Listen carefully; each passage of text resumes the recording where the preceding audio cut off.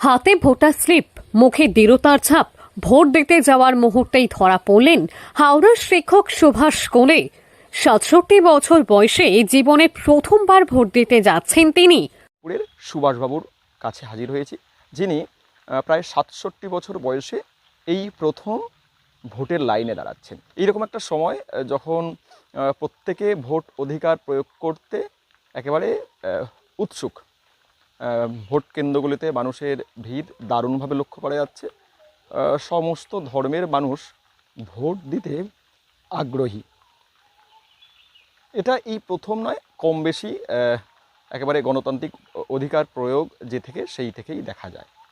এবছর আরও বেশি, অর্থাৎ যে এসআইআর প্রক্রিয়া শুরু হয়েছে তাতে মানুষের ভোট অধিকার বহাল রাখতে মানুষ বেশ ব্যক্তিগতভাবে উদ্যোগ দেখাচ্ছেন। অর্থাৎ একজন ভোট কর্মী হিসাবে অংশগ্রহণ করেছেন, কিন্তু ভোটার হিসাবে জীবনে এই প্রথম তিনি লাইনে দাঁড়াবেন। ভোটাধিকার পাওয়া প্রায় ৫ দশকের দোরগোড়ায় কখনো ভোটাধিকার প্রয়োগ করেননি তিনি।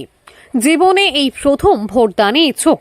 সকাল সকাল ফাইল ঘেটে পরিচয়পত্র খুঁজে বের করছেন সুভাষবাবু।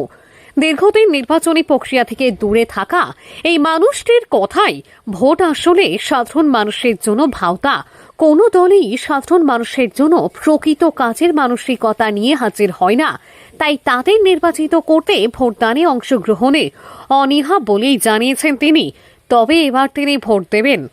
এই যে একেবারে এই সময় 2026 সালে এসে প্রথম ভোট প্রয়োগ করতে যাচ্ছেন, কেন যাচ্ছেন, কতটা প্রয়োজন বোধ করছেন, সে বিষয়ে আমরা কথা বলবো তার সঙ্গেই।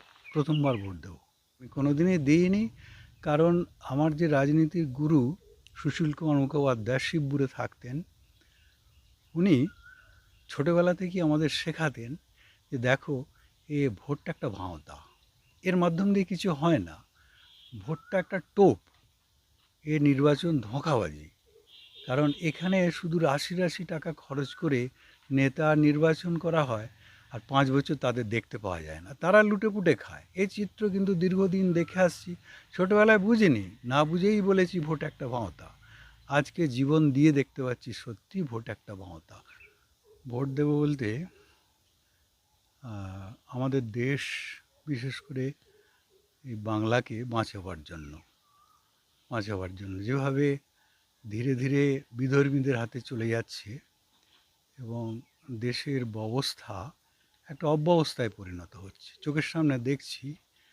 আজ দীর্ঘ এত বছর বয়স হয়ে গেল, তা সুরাহা কিছুই পায়নি। অতীতের সরকারও যে কিছু করেছে তা নয়, বর্তমান তো করছেই নয়, একেবারে পুরো ছিঁড়ে করে দিয়েছে আমাদের পশ্চিমবঙ্গকে, বাংলাকে। তা আমার মনে হয় যে সনাতনীদের বা আমাদের হিন্দুদের অবস্থা ধীরে ধীরে খারাপ হয়ে যাচ্ছে। তা সেখানটা বড় প্রাণে বাজে, বেদনা হয় যে এখান থেকে যদি উঠে না আসি, আমরা যদি না জাগি, তাহলে কিন্তু আমাদের হিন্দু সনাতনীদের অবস্থা কিন্তু আরও গভীরে খারাপের দিকে চলে যাবে, খুব অবস্থা খারাপের দিকে চলে যাবে। এমনকি অনুভব করতে পারছি, মানে পড়াশোনা করে পত্রপত্রিকা, বিভিন্ন বইপত্রও পড়ি, রেডিও, টিভি, ফোন দেখে বুঝছি যে আমাদের দেয়ালে পিঠ ঠেকে গেছে, বাঁচার রাস্তা নেই। কতগুলো মানুষকে, চোরকে, ডাকাতকে নির্বাচন করার জন্য এই হাজার হাজার কোটি টাকা খরচ করার কোনো যুক্তি আছে বলে আমার মনে হয় না। এই গ্রাউন্ড থেকে আমি সেই যে না বুঝে বলেছি, তারপরে যখন শিখলাম যে সত্যিই তো ভোট দেওয়ার ইচ্ছাটা ছিল না। বিভিন্ন রাজনৈতিক দল তাদের মতাদর্শ, তাদের যে দলের আদর্শ, কোনোটাই মনের মতো হয়নি। মনের মতো পুরোটা নয়, তবে ইদানিং করে আমি অতীতেও বিজেপি বা আরএসএস এদের সম্পর্কে খুব বেশি না জেনে বিরূপ মন্তব্য করতাম, কিন্তু এখন ওদের সব বিভিন্ন গবেষণামূলক পত্রপত্রিকা, বইগুলো পড়াশোনা করে দেখছি যে ওদের ইডিওলজিটা সম্পূর্ণ দেশভিত্তিক, ভারতভিত্তিক এবং প্রাচীন ভারত ভিত্তিক। অর্থাৎ যে 15টা টুকরো বেরিয়ে গেছে, যে আমাদের ভারতবর্ষ ছিল, যে টুকরোটা পড়ে আছে সেটা তো 1/3 পড়ে আছে, 2/3 বেরিয়ে চলে গেছে, আফগানিস্তান, পাকিস্তান, বাংলাদেশ এরকম করে করে চলে গেছে। সেই ভারতবর্ষের যে একেবারে মাটি থেকে উঠে আসা যে সভ্যতা সংস্কৃতি, তার উপর দাঁড়িয়ে এদের ইডিওলজিটা দেখছি। তা আমার যেন কোথাও একটা মনকে ছুঁয়ে যাচ্ছে যে আছে ধরে প্রাণ আছে, এদের কাছে আশ্রয় নিলে আমরা একটা কিছু পাবো। জানি না ভবিষ্যৎ কি বলবে। প্রথম ভোট দিচ্ছে, প্রথম ভোট দিচ্ছে, সেটা কি ভোট দেওয়ার সূচনা হলো? এই বয়সে? সূচনা হলো। আগামী দিনে দেবেন? আগামী দিনে দেবো কিনা আগামী দিন বলবো। আজকে কিন্তু বুক ফুলিয়ে আমি দিতে যাচ্ছি শুধুমাত্র সনাতনদের বাঁচাবার জন্য। আস্থা পাচ্ছেন? আস্থা পাচ্ছি একটু। এই যে এত বছর পর ভোট দিতে যাচ্ছে, হুম। মানে ভোটের যে বুথের পরিবেশ সে বিষয়ে পরিচিত? এতদিন তো শুনে আসছি, আমি নিজে ভোট দিতে গিয়েছি, স্কুলে একটা কাজ করতাম, তো ভোট দিতে গিয়েছি, কিন্তু ভোট কেমন করে দিতে হয় জানিনি আমি, তা জানিনি। তো সুতরাং ভোটের যে চিত্র আমি টিভিতে বা অন্যান্য সূত্রে জানতে পেরেছি, সেখানে তো অধিকাংশ জায়গায় একটা মারামারির অবস্থা ছিল। মানুষ সেখানে মানে অসহায়তা বোধ করতো, নিরাপত্তাহীনতায় ভুগতো। তা এবারে নির্বাচন কমিশন যেভাবে ব্যবস্থা নিয়েছে এবং প্রথম ফেজের যে ভোট হয়ে গেছে, তাতে টুকটাক বাদ দিলে ভালোই হয়েছে শুনতে পাচ্ছি।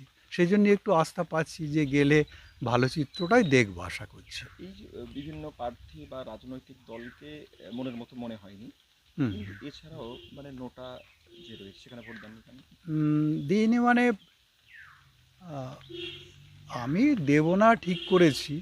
এবারে আমাকে জানে যে মানুষ, এলাকার মানুষ চেনে যে এই লোকটা ভোটে বিশ্বাসী নয়, তা সে বিশ্বাসটা তাদের থাক। আমি যখনই যাব সে নোটাতেই দিই আর যাতেই দিই, মানুষ জেনে নেবে যে মুখে বলছে একরকম, কাজে করছে আর একরকম। এই ভয় থেকেই আমি যাইনি। আমি মনে করি পলিসি চেঞ্জেবল, ইডিওলজি আমার কাছে ঠিকই দাঁড়িয়ে আছে, কিন্তু এটা পলিসি একটা, অর্থাৎ এক্ষুনি যে দেশ যে ডুবতে বসেছে, আমি কাঠবিড়ালির মতো হলো দেশের পাশে আছি। আর এই যে এসআইআর পদ্ধতি, মানে এসআইআর যে একদম সংশোধন হলো, হুম। নিজের ভোটটা কি টিকিয়ে রাখতে, নিজের ভোটাধিকারও কি বহাল রাখতেই কি ভোটটা দেওয়া? না, আমি মনে করি আমার নাগরিকত্ব কারার অধিকার কারণেই আমি দিই, এতদিন তো দিইনি, তো আমার ভোটার কার্ড তো ঠিকই আছে, কোনো কিছুই অসুবিধা হবে না। যে একটা মিথ্যা প্রচার চলছে যে এইবারে ভোট না দিলে আমার নাগরিকত্ব নষ্ট হয়ে যাবে, সেটা কিন্তু নয়, ওটা বাজে কথা। সেখানে নির্বাচন কমিশন এ বিষয়ে কিছু বলেননি। সুতরাং ওখানে আমার বিশ্বাস আছে যে আমার ভোটাধিকার ঠিকই থাকবে, আমি নাগরিক ভারতের ঠিকই থাকবে, কোনো অসুবিধা নেই। আর পরিবারের অন্যান্য সদস্য এ বিষয়ে? এ বিষয়ে আমি ওদেরকে কোনো চাপ দিইনি, কোনো কালই চাপ দিইনি আমার স্ত্রীকে। ও, আমি যাইনি, ও যায়নি, আমাকে ওপরে বিশ্বাস করে, যেটা বলি মেনে নেয় মানে চাপ দিয়ে নয়, এমনি মেনে নেয়। মানে শুরুটা করেছিলেন একদম হাওড়া প্রত্যন্ত গ্রামে এই একেবারে। সাধারণতন্ত্রী দলের একজন একেবারে। সদস্য, একজন কর্মী হিসেবে। কর্মী হিসাবে।